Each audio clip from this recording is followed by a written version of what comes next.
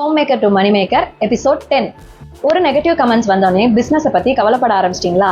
அதை எப்படி ஹேண்டில் பண்றதுன்னு பார்க்கலாம். பிசினஸ் பண்ணும்போது நிறைய நெகட்டிவ் கமெண்ட்ஸ் வரதான் செய்யும். அதை எப்படி நீங்க ஹேண்டில் பண்றீங்கிறது தான் உங்க பிசினஸை நீங்க டிஃபைன் பண்ணும். நிறைய பேர் பண்ற மிஸ்டேக்ஸை பார்க்கலாம். நம்பர் 1, கமெண்ட்டை delete பண்ணிடுவீங்க, இல்லைன்னா இக்னோர் பண்ணிடுவீங்க, அப்படி இல்லைன்னா கோவமா ரிப்ளை பண்ணிடுவீங்க. இது மூணுமே உங்க பிசினஸ் மேல இருக்க ட்ரஸ்ட்டை குறைக்கும். அதுக்கு பதிலா இதை பண்ணுங்க. ஃபர்ஸ்ட் நீங்க ரிப்ளை பண்றதுக்கு முன்னாடி கொஞ்சம் வெயிட் பண்ணுங்க. எமோஷ்னலா ரிப்ளை பண்ணாதீங்க. பப்ளிக்லி அக்னாலேஜ்மெண்ட் பண்ணுங்க.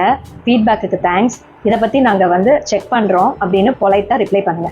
ஜென்யூன் இஷ்யூவா இருந்தா அதை ரீப்ளேஸ்மெண்ட், ரீஃபண்டு இந்த மாதிரி பண்ணி அதை ப்ராப்ளமை சால்வ் பண்ண பாருங்க.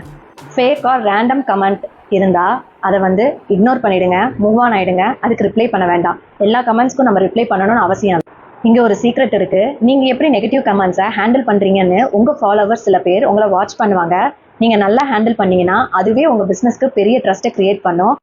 நெகட்டிவ் கமெண்ட்ஸ் ப்ராப்ளம் இல்லை, நீங்க பிசினஸை ஜென்யூனா பண்றீங்கன்னு அவங்களுக்கு உங்க மேல ஒரு பெரிய ட்ரஸ்டே கிரியேட் ஆகும். இந்த எபிசோட்ல உங்களோட ப்ராடக்டோட போட்டோஸ் எப்படி ப்ரொஃபஷனலா சிம்பிளா உங்க போனை வச்சு எடுக்கலான்றத பார்க்கலாம்.